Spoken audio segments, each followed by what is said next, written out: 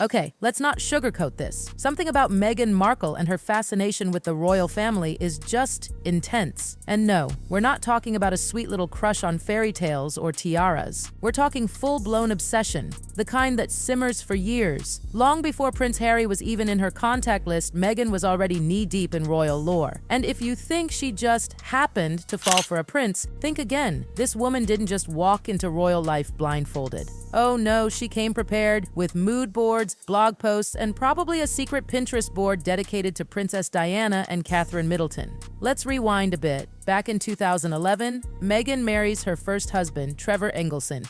Cute beach ceremony, California vibes. But here's the kicker. The dress she wore? Suspiciously similar to Kate Middleton's reception gown from her wedding to Prince William just months earlier. I mean, coincidence? Maybe. But when you realize Meghan had already written about Kate and the royal wedding on her now-deleted blog, The Tig, it starts feeling less like coincidence and more like cosplay. Yes, Meghan wrote about Kate's royal wedding like she was covering the Oscars. Commentary, breakdowns, fashion takes. She wasn't just interested, she was invested. And that was just the beginning. Over the years, Meghan's mirrored Diana and Catherine in more ways than you'd expect. The outfits? Check. The dramatic interviews? Check. Even down to the hand gestures and photo ops with charities. It's like she's building a brand, a carefully curated image of herself as the next people's princess. But here's where it gets real messy. She played the innocent act, claimed she barely knew anything about the royals. Remember that whole line she fed the public? I didn't know much about the royal family. Please. There are photos of her posing outside Buckingham Palace like a tourist. There are friends who say she devoured books on Diana. She read Diana, her true story, before Harry was even in her inbox. That's not casual interest. That's fangirl energy. Now put yourself in Harry's shoes. You think you found this down-to-earth actress, totally unbothered by status and titles, someone who loves you for who you are, not the prince thing. And then little by little you start to see the cracks. But instead of cracks, it's more like flashing red signs screaming, this woman knew exactly what she was getting into. Meghan didn't fall into royal life, she aimed for it and she hit her target. And it's not just the fans noticing it. Royal insiders, commentators, they're not holding back anymore. They're calling it what it is, calculated. One popular royal YouTuber even called it a sickness. Because when you look at the whole picture, the obsession, the constant image shifting, the lies, it feels deeply unsettling. Meghan crafted her moves years in advance, and poor Harry, caught in the middle like a clueless frog slowly boiling in the pot, the man has cut ties with almost everything that made him him. His military roles? Gone. His family? Estranged. His old friends? Nowhere to be found. He's across the ocean, tangled in lawsuits, Netflix deals, and book releases, all while the world watches. And here's the tough question he probably doesn't want to ask. Did she ever really love him, or was he just a golden ticket? Let's be honest, there are too many contradictions. She said she didn't know Harry. Really? A global celeb, Hollywood-savvy, internet-literate woman never once Googled Prince Harry? That's almost laughable. Especially when her own mother, in their Netflix doc, reacted like she'd won the jackpot.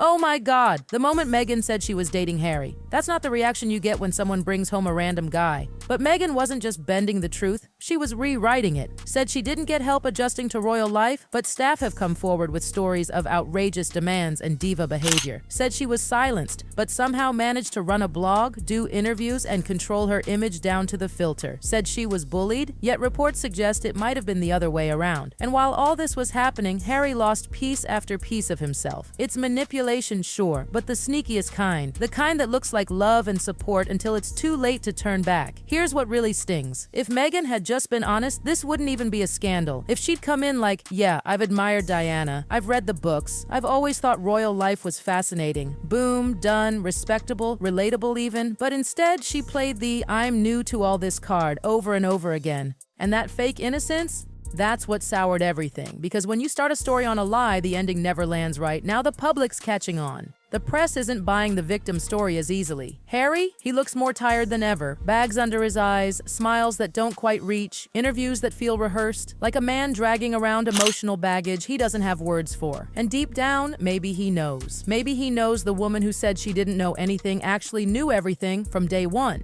Their relationship moved at lightning speed, from first date to royal wedding faster than you can say palace protocol. And through it all, Meghan played her part like a seasoned actress. The the demure outsider, the reluctant duchess, the innocent newcomer. But behind the curtain, she knew how to play the game, maybe better than anyone else. So here's the thing. Meghan didn't just borrow Diana's fashion. She's been mimicking her entire narrative. You know, the misunderstood outsider, the media's scapegoat, the voice of compassion silenced by the firm. But here's the key difference. Diana never faked it. Her pain was raw, messy, undeniable. She didn't walk into that palace with a script. She grew into her role, learned, stumbled, evolved. Meghan rehearsed. Every look, every quote, every tear felt polished. The same symbolic shots Diana became known for, Meghan recreated them, cradling children in Africa, dramatic interview tears, that haunting "I just want to be heard" vibe. It's all been done before, and it didn't happen by accident. And then there's Harry. Poor sweet Harry, once the wild prince with a cheeky grin and rebellious streak, now reduced to a PR mouthpiece in a carefully crafted power duo. You can see it. That spark? Gone. The fun? Drained. His old friends have drifted away. His brother William cut him off completely. Even his relationship with his father? Strained to the point of being purely transactional. And Catherine? Meghan didn't just shut her out, she iced her. Remember how Meghan painted her as cold and unwelcoming in interviews? As if Catherine, who kept her head down for years, suddenly morphed into a mean girl overnight. Convenient, isn't it? Now let's talk strategy. Meghan didn't just remove toxic people from her life. She removed everyone. Her father?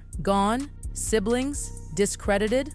Old friends? Ghosted. If you don't serve the narrative, you're not in the picture. Literally. And what happens when someone threatens the brand? They're either erased or villainized. It's Meghan's world now, a carefully curated fantasy where she's the misunderstood heroine, dragged into fame, attacked by tabloids, saved only by her love for Harry. But anyone paying attention knows better. That's not a fairy tale, that's a performance. And somewhere in the middle of all this, Harry stopped being the prince and became just another character in her story. But you know what's even sadder? He might be realizing it. You can see it in his eyes, that flicker of doubt, of exhaustion, like he's starting to wake up but doesn't know how to climb out. Because to admit the truth, that means admitting the woman he risked everything for might not be who he thought she was. And that's the kind of heartbreak even a prince doesn't recover from easily. Now let's talk about the fallout, the aftermath of Meghan's royal disruption. Because the palace, it didn't just take a hit, it's been set on fire piece by piece. And the one holding the match, let's be real, it wasn't just Meghan, it was Harry and Meghan side by side on a mission to torch everything behind them. The royal family, who had their faults no doubt, still extended an olive branch more than once. But Meghan? She didn't want peace. She wanted power. She didn't just want to join the institution. She wanted to reshape it around her. Every tradition was questioned, every system villainized, and in the process, trust was shattered. William?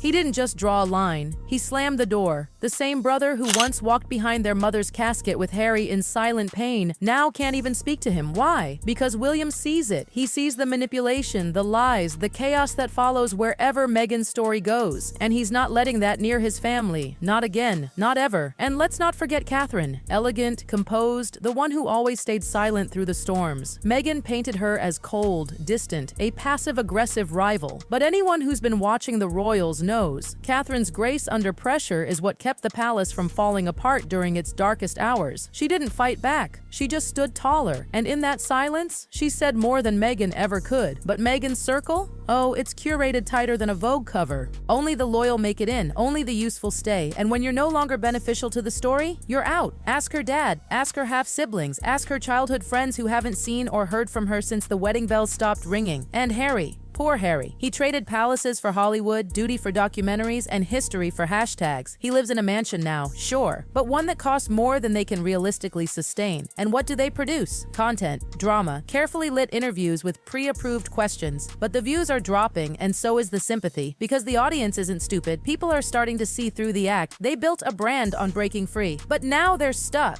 in a cycle of media plays and emotional memoirs. And Harry? He's no longer the prince of the people. He's just a man caught in a performance he no longer controls. And when the applause fades, when the cameras stop rolling, what's left? The saddest part in all of this? Meghan will be fine. That's the truth. People who build entire careers around an image, they always have a plan, always have a new project, a new platform, a new audience. Meghan's talent isn't just acting, it's reinvention. She'll find another cause, another headline, another stage to play the misunderstood hero. She knows how to survive. And maybe one day, when the cameras are off and the lights are out, Harry will look in the mirror and finally ask himself the question he's been avoiding for years. Was it worth it? And if the answer is no, what then? Because fairy tales always sound beautiful until you realize you weren't the one writing it. You were just the plot twist. You were just the plot twist.